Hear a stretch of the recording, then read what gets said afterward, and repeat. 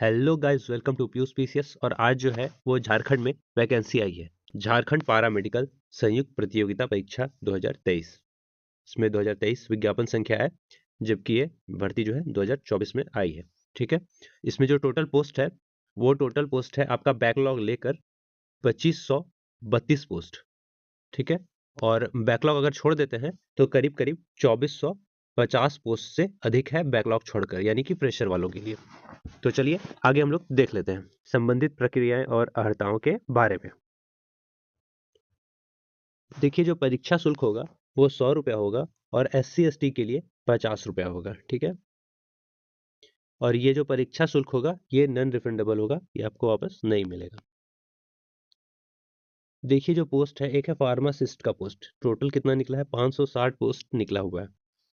एक है प्रयोगशाला प्रावैधिक पोस्ट, वो टोटल कितना है? 636। इसके अलावा एक्सरे तकनीशियन का निकला हुआ है 116 पोस्ट। और परिचारिका श्रेणी ए का निकला हुआ है 1173 टोटल इसका पोस्ट। फार्मासिस्ट है, ये वैकेंसी ग्रुप सी की है। पे लेवल जो है इसका 5 से मिलेगा। जितना पे लेवल अधिक होता है उतना ज्यादा सैलरी मिलता है। और 29,000 से 92,300 के आसपास लगभग इसका सैलरी 40,000 के आसपास स्टार्टिंग में होना चाहिए। ठीक है। चलिए देखते हैं। इसमें आप या तो 10 होने चाहिए या फिर 10+2 या ISC उत्तीर्ण होने चाहिए। इसके साथ साथ राज्य सरकार के फार्मेसी स्कूल से या रांची पटना या भारत सरकार राज्य सरकार से मान्यता प्राप्त संस्थान से आपको डिप्लोमा इन फार्मेसी होना चाहिए या फिर बी फार्मा उत्तीर्ण होना आवश्यक है। इसका अन्य शर्त है झारखंड राज्य फार्मेसी निबंधन प्राधिकरण या राज्य फार्मेसी काउंसिल झारखंड से निबंधित होना जरूरी होगा। इसके अलावा जो दूसरा पोस्ट है प्रयोगशाला प्रावैधिक, ये भी ग्रुप सी है। इसका भी जो पे मैट्रिक्स लेवल है वो 29,200 से 92,300 तक है। लगभग उसी के जितना सैलरी मिलेगा, स्टार्टिंग 40,000 के आसपास। देख लेते हैं इसमें क्या क्या योग्यताएं मांग रहा है। तो राज्य सरकार के प्रशिक्षण संस्थान ये था RMCH रांची रिम्स या PMCH पटना। ठीक है। इसके अलावा PHI पटना, DMCH दरभंगा आदि, या भारत सरकार या राज्य सरकार से मान्यता प्राप्त किसी संस्थान से प्रयोगशाला प्रावैधिक प्रशिक्षण में उत्तीर्ण होना आवश्यक है।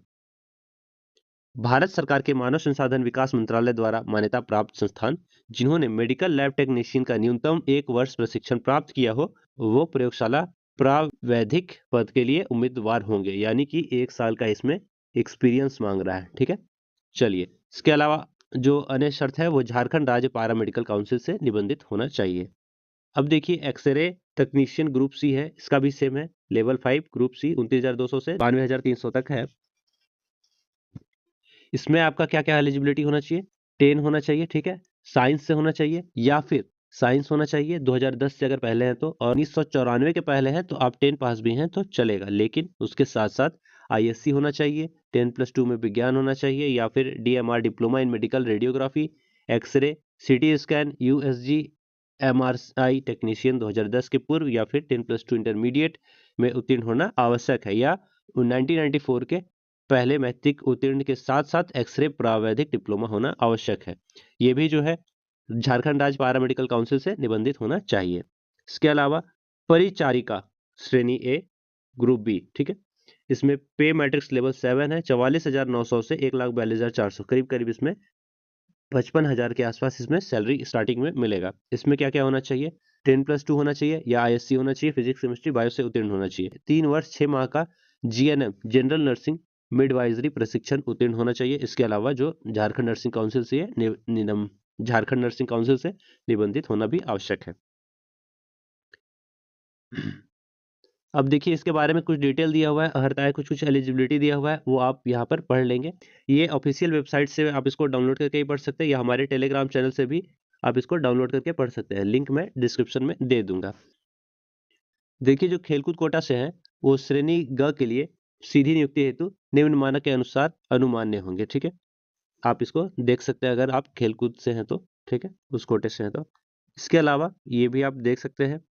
अब देखिए, अनुभव जो है ये क्या लिखता है, संविदा पर कार्यरत कर्मियों के लिए आवश्यक है कि वे आयोग द्वारा आमंत्रित करने की अंतिम तिथि तक कम से कम 5 वर्ष की वास्तविक संविदा सेवा पूर्ण कर ली हो और निरंतर सेवा में हो। ठीक है, जो भी कॉन्ट्रेक्चुअल कर्मी है उनको कम से कम 5 वर्ष तक वास्तविक संविदा सेवा पूर्ण कर लिया हो और सेवा में भी हो। ठीक है, अनुभव में क्या क्या है, इसी तरह से ये सारे अनुभव आप लोग पढ़ लेंगे, क्योंकि पढ़ेंगे तो काफी समय लग जाएगा। ठीक है, सारा चीज के लिए दिया हुआ है, पीडीएफ आपको मेरे टेलीग्राम चैनल या फिर ऑफिशियल वेबसाइट पर मिल जाएगा, जिसका मैं लिंक और ऑफिशियल वेबसाइट दोनों का लिंक मैं डिस्क्रिप्शन में डाल दूंगा। इसके अलावा जो आयु की गणना होगी, ठीक है, तो न्यूनतम उम्र की गणना होगी 1/8/2023 से, और अधिकतम उम्र की जो गणना होगी वो 1/8/2019 से। मिनिमम एज होना चाहिए 18 साल। ठीक है, और अधिकतम एज होना चाहिए जनरल वालों के लिए 35 साल और ईडब्ल्यूएस वालों के लिए भी 35 साल। ओबीसी 1 और 2 के लिए 37 साल होना चाहिए। महिला अगर ओबीसी 1-2 जनरल में है तो 38 साल, और इसके अलावा आप SC/ST में है तो 40 साल होना चाहिए। एक महत्वपूर्ण चीज यहाँ पर लिखा हुआ है, उसको ध्यान दीजिए। संविदा पर पूर्व से कार्यरत सभी कोटि के अभ्यर्थियों के लिए अधिकतम उम्र 55 वर्ष होगी। अगर कोई संविदा पर पहले से काम कर रहे हैं तो उन सभी के लिए जो एज होगा वो 55 साल होगा, उसमें कोई एज की दिक्कतें नहीं होंगी।